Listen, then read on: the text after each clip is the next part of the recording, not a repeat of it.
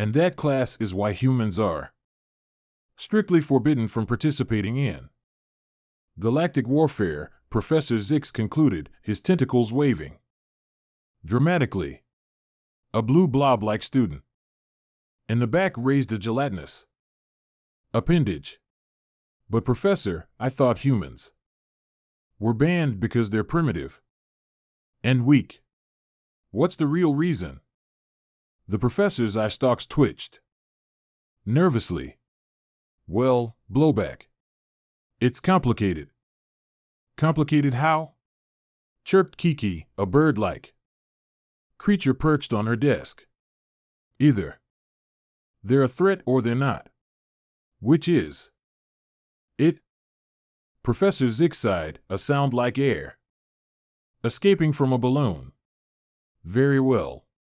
I suppose you're old enough to know the truth. It all started with the Great Zorian War. The class leaned forward, or at least those with the ability to lean did. So the rest just kind of squished in anticipation. The Zorblins, thinking themselves clever, decided to recruit a few humans to their side, as cannon fodder. The professor chuckled, a dry rattling sound. Oh, how wrong they were.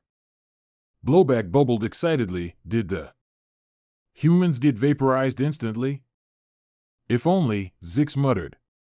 No. What happened next was, well, let's just say it redefined the term overkill.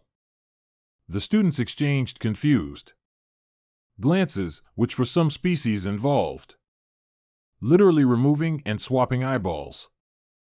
You see, the professor continued, humans have this quaint little concept called war crimes. Most species simply fight until one side is dead or surrenders. Humans? They made a list of things that are too mean to do in war. Kiki tilted her head. That sounds noble. Zix-9 let out a bark of laughter. Oh, you sweet summer hatchling. No, you're missing the point. They made a list and then they did everything not on that list. A collective gasp rippled through the classroom, causing a minor gravitational disturbance.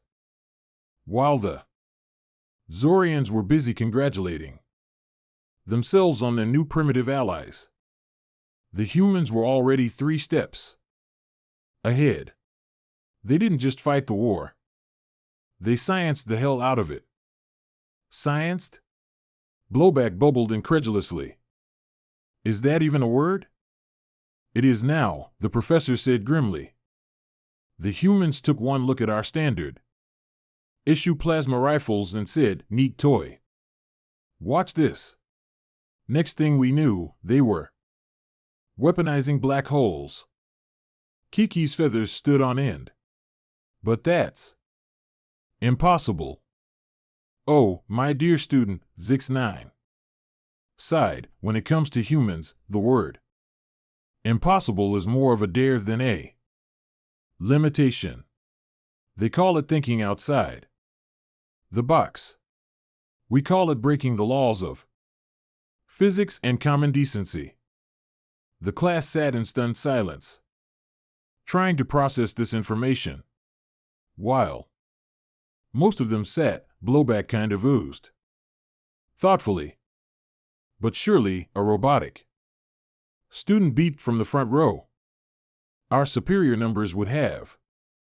The professor interrupted with a hysterical giggle. Oh, you poor naive calculator. Humans don't care about numbers. They care about stories. One of their military leaders once said, quantity has a quality all its own. The humans took that as a personal challenge to prove him wrong. The robot circuits nearly fried trying to compute that logic.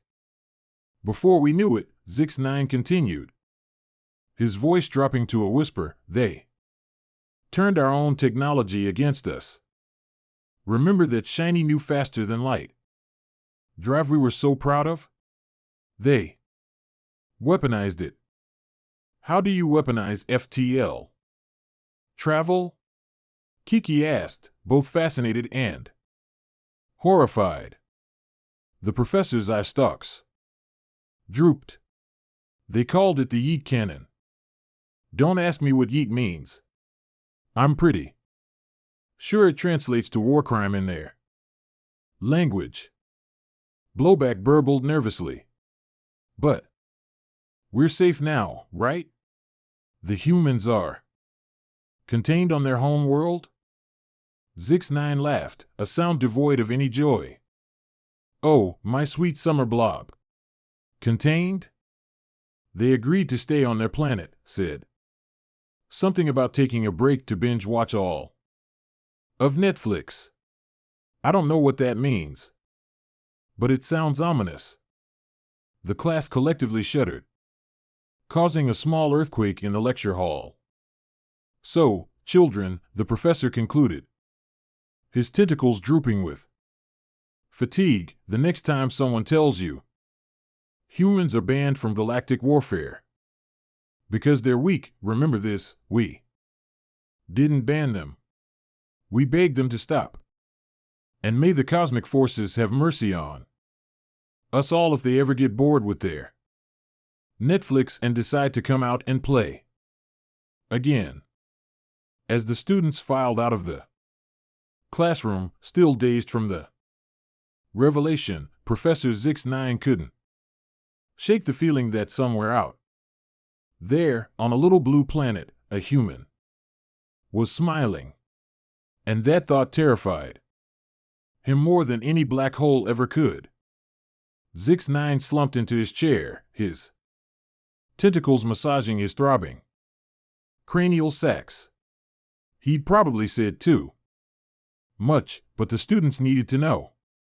The Galactic rumor mill was getting out of hand, and the last thing anyone needed was some hotshot young alien trying to prove themselves by picking a fight with humanity.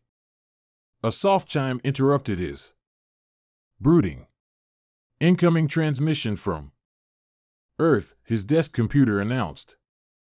The professor froze, all 7 of his hearts skipping a beat. With trembling appendages, he accepted the call.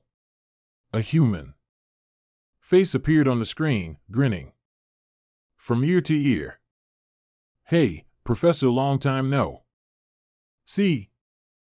Zix9's eye stalks twisted into knots. Captain Rodriguez, to what do I owe this pleasure? The human smile widened, if that was even possible. Oh, you know, just checking in on my favorite xeno anthropology professor. How are the kids? Still filling their heads with horror stories about us big, bad humans? I don't know what you mean. Zix9 stammered, his chromatophore cycling through a panicked rainbow. Rodriguez laughed, a sound that sent shivers down the professor's spinal ridge. Come on, Professor, we both know you've got the classroom bugged. Standard procedure, right? Gotta keep an eye on the next generation of potential threats. Zix9 deflated like a punctured balloon. How long have you known? Since we installed it for you. Rodriguez winked. That Faraday cage.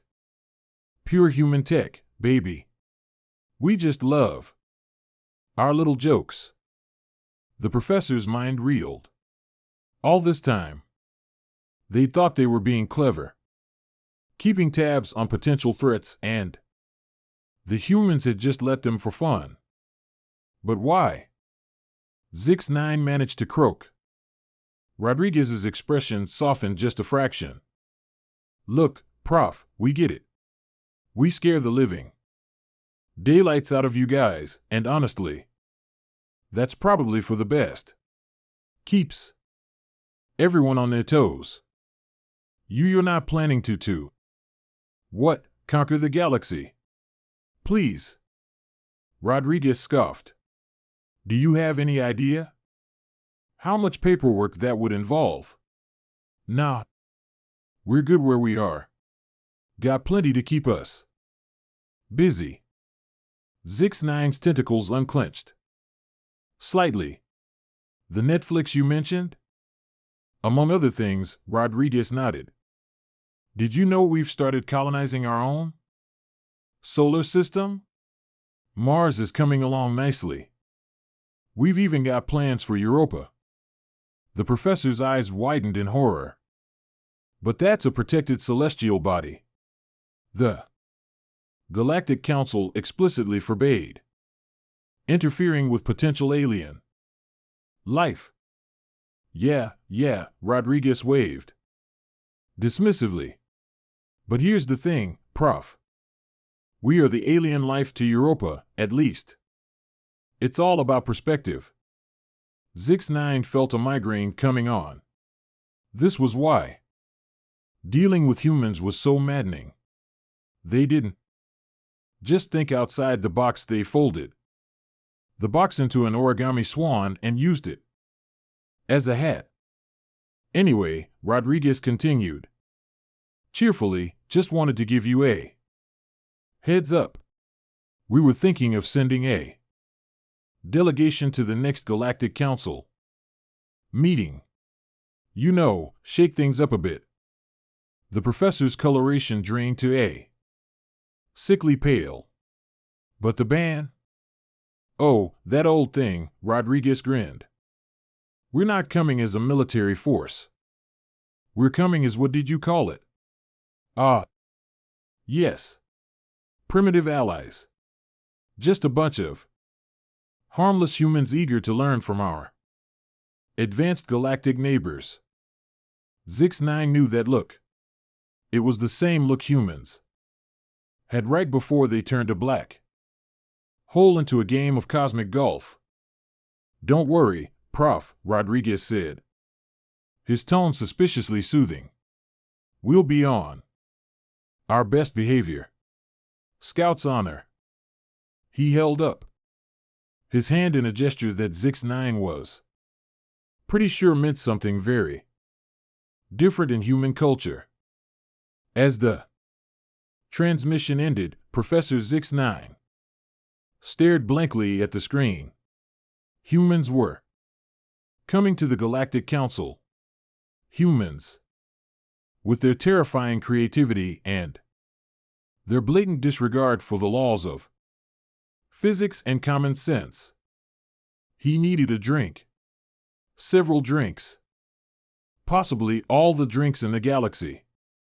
As he stumbled out of his office, he couldn't shake the feeling that the universe was about to get a lot more interesting, and in the grand cosmic scheme of things, interesting was the most terrifying prospect of all.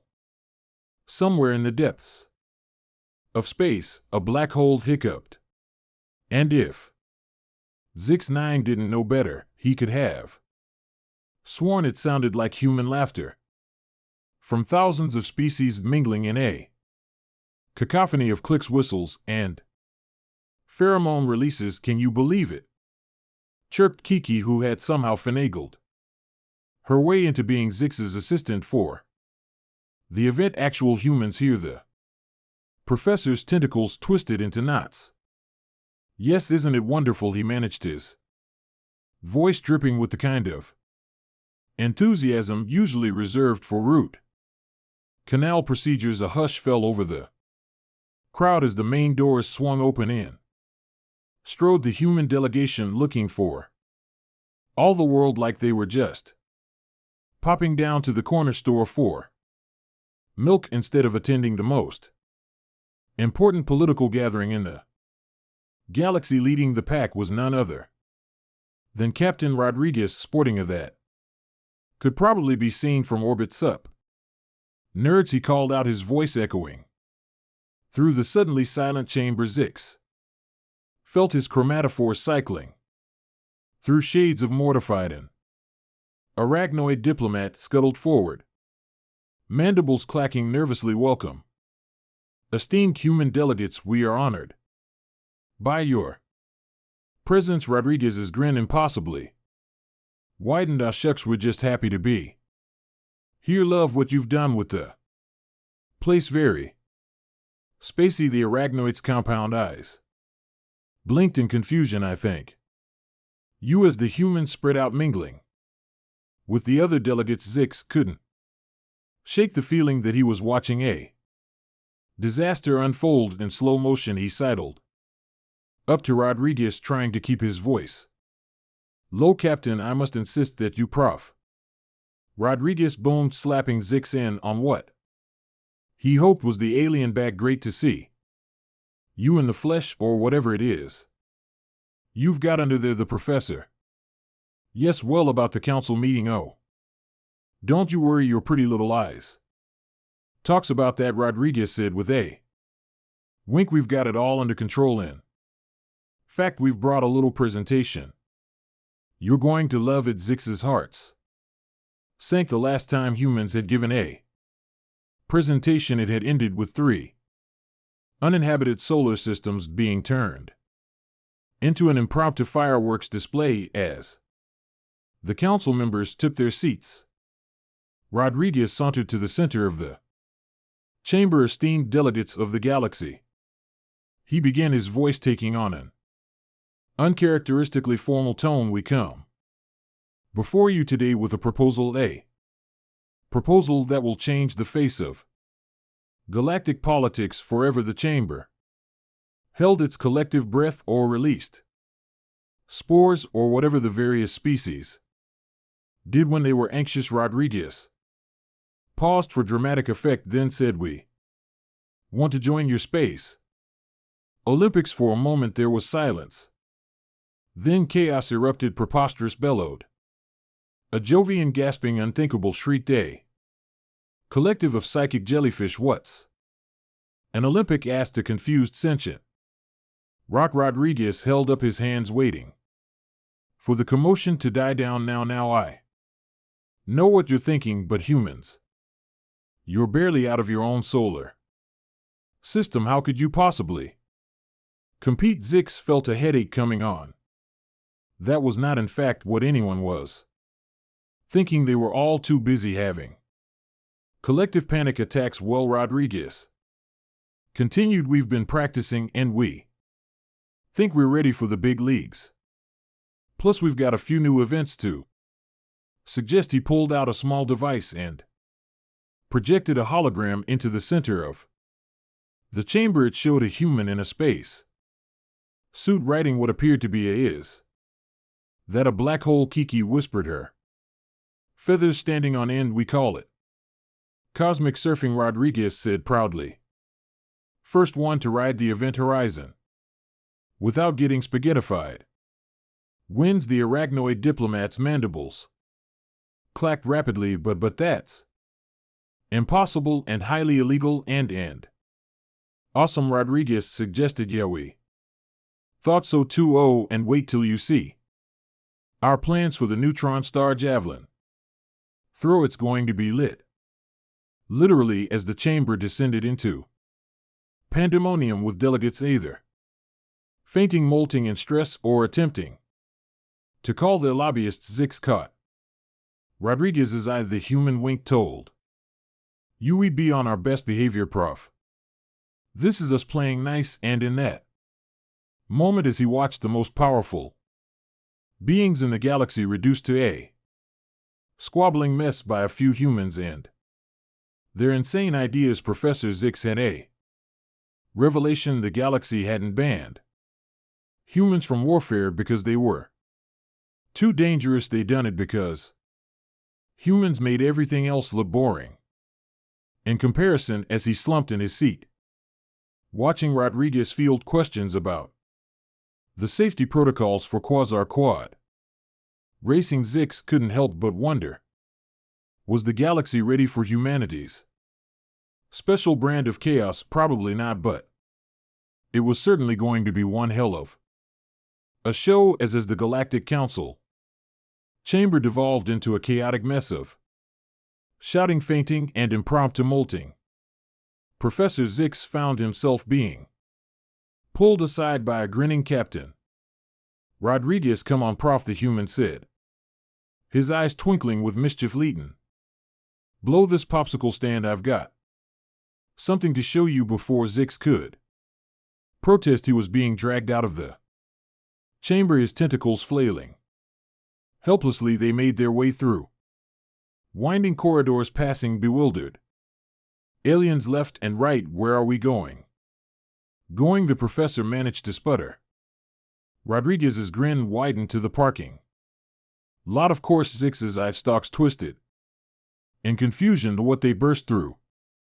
A set of doors into what appeared to be a massive hangar, rows upon rows of sleek spacecraft stretched as far as the eye could see, and there in the middle of it all sat something that made Zix's heart skip several beats. It was a ship, but unlike anything the professor had ever seen. It looked like someone had taken a classic Earth muscle car, stuffed it full of impossible technology, and then decided it wasn't ridiculous enough and added wings. "Meet the SS Hot Wheels," Rodriguez said, proudly patting the vehicle's gleaming hood. "Our latest and completely unnecessary but totally awesome transportation technology." Zix stared, his mouth agape. "But how would this baby?" Rodriguez chuckled. "She's powered by pure audacity, with a sight of quantum improbability, 0 to light speed in seconds. And check this out." He pressed a button, and suddenly the car ship was blasting what Zix recognized as ancient Earth rock music at an ear-splitting volume. The professor winced, his sensory organs overwhelmed. Is that legal?" Rodriguez shrugged. "Probably not, but hey, that's never stopped us before. Want to take her for a spin?" Before Zix could formulate a response, which would have been a resounding no in at least different languages, they were interrupted by the arrival of Kiki, who came barreling into the hangar, her feathers in disarray. "Professor," she squawked, "the council, they're losing their minds." Rodriguez suggested helpfully. Kiki nodded frantically. "They're calling for an emergency vote, something about preemptively surrendering to humanity to avoid any future cosmic sports-related incidents." Zix felt faint. This was it, the end of galactic civilization as they knew it all, because humans couldn't resist turning the universe into their personal playground. Rodriguez, however, looked thoughtful. "HUD didn't see that coming. Usually takes at least 3 of our presentations before anyone starts waving the white flag you planned this." Zix sputtered incredulously. The human captain had the decency to look slightly abashed. "Well, not exactly. We were kind of hoping for a nice friendly sports competition, show off a little, make some new friends, maybe accidentally rewrite the laws of physics once or twice." The usual. Kiki's beak fell open. "The usual, yeah, Rodriguez W. dismissively, "like that time we turned Jupiter into a giant mood ring, or when we used a pulsar to send Morse code messages across the galaxy. Just good, clean fun." Zix felt a migraine coming on. "Captain, I don't think you understand the gravity of the situation. The Galactic Council is in chaos. Centuries of carefully cultivated diplomacy are unraveling as we speak, and all because you wanted to spice things up a bit." Rodriguez offered. "Yeah, we tend to have that effect, but look on the bright side, Prof, at least no one's at war, right?" The professor had to admit grudgingly that the human had a point. The galaxy was in